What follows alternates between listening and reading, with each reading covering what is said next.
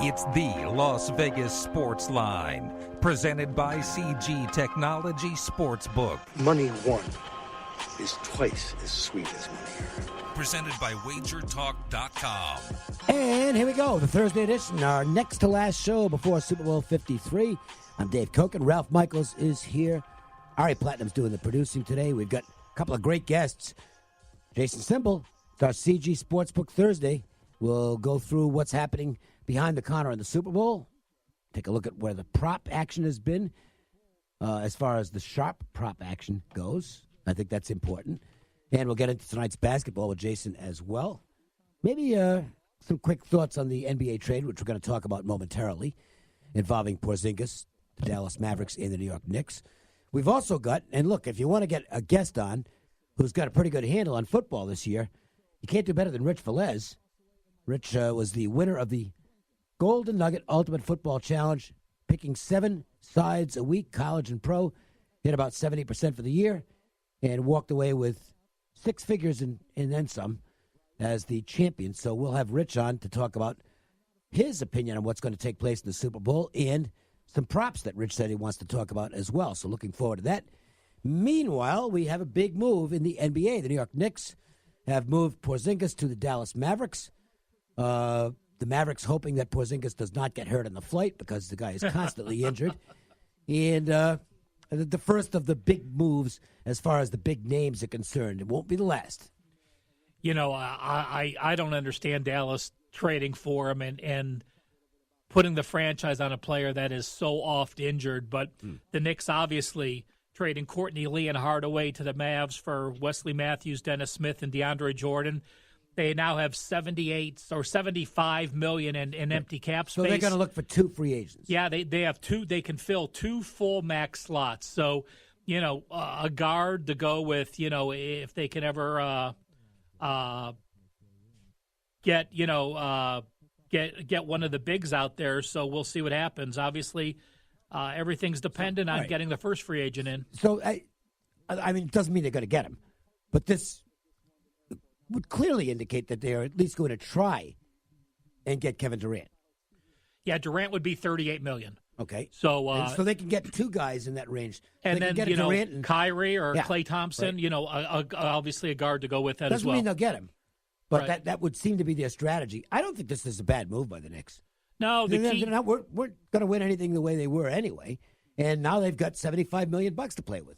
I agree. I mean, it's not like you're going to a schmuck city or going to New York City to play in the spotlight. So, who knows? We'll see what happens. Now, I don't know what the Mavericks situation is as far as what they've got open as far as cap space goes at the end of the year, but you would think that they're doing more than just acquiring Porzingis because he alone is not going to bring them an NBA championship.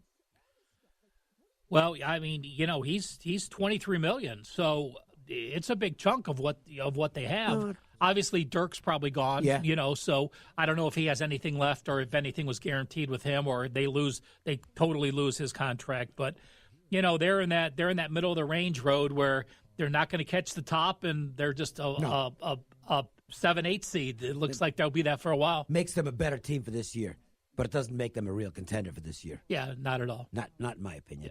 All right, let's switch to the college side and talk about some things that took place. And maybe some questions that come out of it, because we had 3 teams win impressively last night. And we'll talk about them as Final Four possibilities, or at least teams that can make a deep run. Start with Iowa State. They might have the best offense in the country. I mean, they really run a great offense. Yeah, you look at like Ken Pom numbers, and they're like number 10 or 11 efficiency.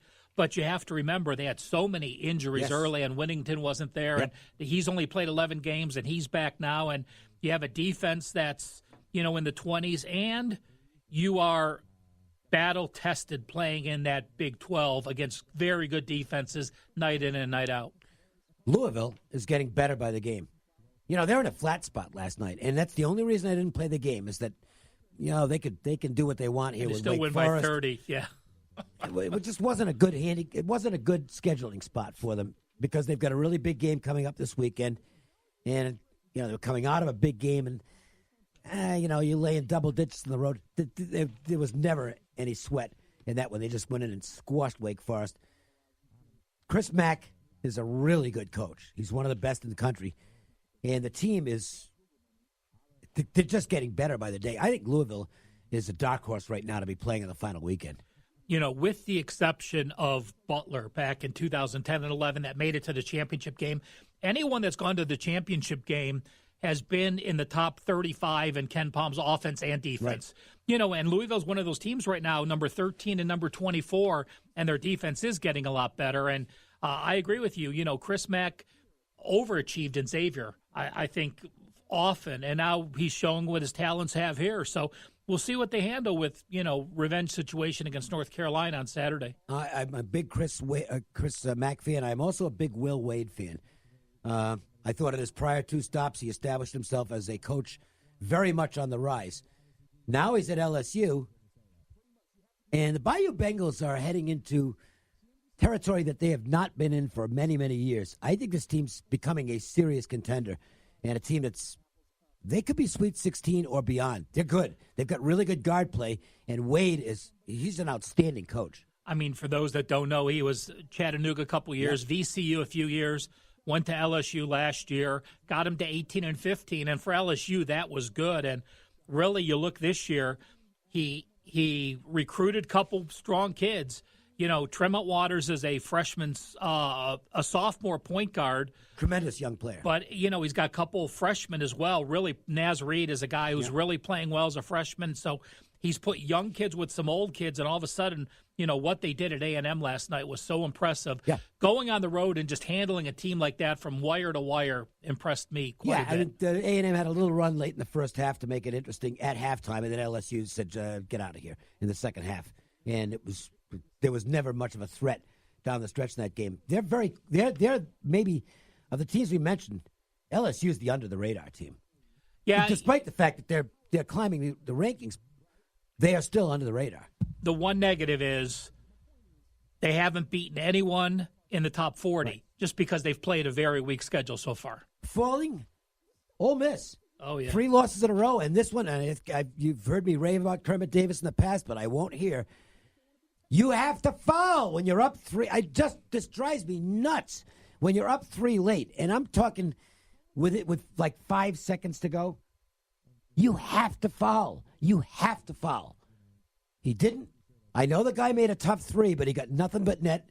Goes to overtime, and they lose the game. And now they've got a little bit of a slump. 3 games in a row, and a huge win for the other side. That was a big win for Florida, which was a first 4 out for Lunardi, and I assume this will move them back in on the right side of the bubble, and it's not too early to start talking about that stuff. That was just I just do not understand this, particularly since foul shooting sucks in college basketball anyway. There's no guarantee the team's even going to make the first free throw to set up a possible offensive rebound and a putback on the second one. You've got to foul, and they were in perfect position on the court to foul. They didn't do it, cost them the game. Yeah, and then go to OT and lose. So, now what do? You're home against your rival again. You're off 3 losses. You have 4 losses in your last 5 games. He's gotten much more than most people thought he would get out of him. I agree with that, but maybe now a reality starting to set in, and that was just a game they couldn't afford to lose. Perhaps some of that confidence that built up early now is all of a sudden a reality check. Indiana doesn't have any confidence at this point. No, they're done. And, I know the injuries have had something to do with it, but something ain't right on that team besides injuries. They're just not communicating in the court, and it isn't going well at all. I picked Indiana as one of my long shots. I liked the team coming in, or at least I thought I did with Archie Miller. But 7 straight losses in the Big Ten. I mean, that's Penn State. I mean, you're talking the same situation, and home losses to Michigan aren't bad, but when you're losing at home in Purdue, I mean, they've had a very difficult road schedule with 5 straight away games and home games against only Michigan and Nebraska, but you're not even competitive in those games that are close. Losing some close games is one thing, but their average loss is, besides that Maryland game by 3, they were all in the double-digit range. Time for us to check out tonight's action. We do it with the MJ Christensen 4-4.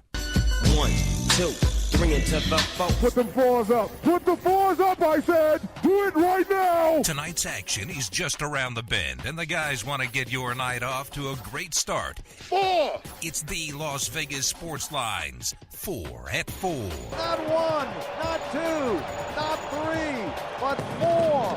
Unbelievable. Serious contender time in the Eastern Conference tonight. Bucks and Raptors kicking off the NBA schedule, Ralph. Yeah, any other time, this might be our marquee matchup. Yeah. And, this is a legitimate game. Milwaukee right now, number 1 offensive efficiency, number 4 defensive efficiency, playing as well as anyone. They've only been an away dog 5 times this year. They have gone 3-2. But Kawhi now back healthy, last 7 games. 31 points, 8 rebounds, 4.5 assists, and 3 steals. He is playing at that level that we are so accustomed to when he was with San Antonio. It's Purdue and Penn State in the Big Ten. And Penn State still scratching and clawing, trying to get that first win in conference. They can't seem to pull it off. But they have been competing. And so Purdue can't just go in and take this for granted. Boilermakers coming in off a very important win. Yeah, the Boilermakers have now turned the page. After that loss to Michigan State and the overtime win against Wisconsin, they took care of Rutgers, Indiana, Ohio State, and then Michigan State. If anything, I would probably favor the dog just because they're off that huge Michigan State win. And Penn State still has a top 30, 35 defense. They are playing hard on defense. They're still trying. Yeah. They have not mailed it in. They have not quit. Yes, which I absolutely. thought they might do because Chambers is not going to be back as the head coach. I don't think there's much question about that. And sometimes when a team has a lame duck coach and they're not going anywhere, they kind of start playing just to get the thing over with. But I'll give Penn State credit. They are still playing hard. They're just not winning games, but they are competing. Another team that's competing is Houston, but they're competing and winning. The Cougars have only 1 loss all season, and they will try to avenge that tonight as they play host to the Temple Owls. First team to 20 this year. Yep. They're the first team to get to 20 wins, and you've got another good defensive team here, and it is a situation where a very strong home court for the Cougars. It's the Fertitta Center. For those here in Vegas that don't know, owner of the Rockets donated a lot of money to give Houston a nice home court, and they really have gotten the fans to show up, and they really do have a home court edge now. Houston needs to be in the Big 12. I know the Big 12 turned them down when they were trying to get in last time. They might want to revisit that. Huge market, excellent basketball program. Yeah, you have the football program as well. Really good. Yeah. And they got a big name head coach. Their brand new football stadium, their brand new basketball arena. I think that is a no-brainer, particularly in terms of the geography for the Big 12. And the only argument is, well, you don't want to become too much of a Texas conference. Why not? Texas is the second biggest state in the country. How many colleges do you have? 12 colleges in Texas, right? The largest is Alaska, and I don't think among stateside, continental U.S., Texas is, of course. What's wrong with having an almost Texas-only conference? And it's not almost, because Kansas still counts. Oklahoma State, yeah, Kansas, Oklahoma. Kansas State, sure. Yeah. Iowa State, yeah. And you, by the way, you call yourself the Big 12 and you got 10 teams. Get 2 more. Well, you're going to yell at the Big 10 too? No, better to have more than less. Okay. You can't say you're Big 12 with only 10 teams. BYU is playing Gonzaga tonight. It's in Provo. Big line. I think there's going to be some opinion out there that BYU will give Gonzaga a battle tonight. Here's the one negative on it, because I do agree with that. I think BYU is going to be fired up for the game. They'll be excited with the powerhouse coming in, and they've given them some good games. This Gonzaga team right now is showing absolutely no mercy. I mean, no mercy. Kind of saw it in the San Francisco game, which was a really close game, and they ended up winning by 13 anyway, and breaking the hearts of San Francisco bettors who were on the right side for about 38 minutes in that game. It's kind of like this. If Gonzaga gets a chance to add on at the end, they're going to do it. They have established that tendency. That makes me leery of taking the points with the Cougars. 20 straight conference wins. Last 10 wins by 36 points per game. They just beat Santa Clara 98-39. And they were still scoring at the end of that game, and they had 2 turnovers. Yeah. I'll tell you what, I just read this quote from their point guard, Rui Hachimura. Before each game, we have a meeting, and we say, let's go out and prove tonight that we are the number one team in the country, regardless of who we are playing. Yep, and that means... That's why they are 13-5 ATS. Yep, I could not play BYU here. I know a lot of respected guys did. For me, it'd be Gonzaga or nothing. All right, Jason Simbal joins us right now. We'll find out about that game when we get to the basketball end of things with our Behind the Counter report.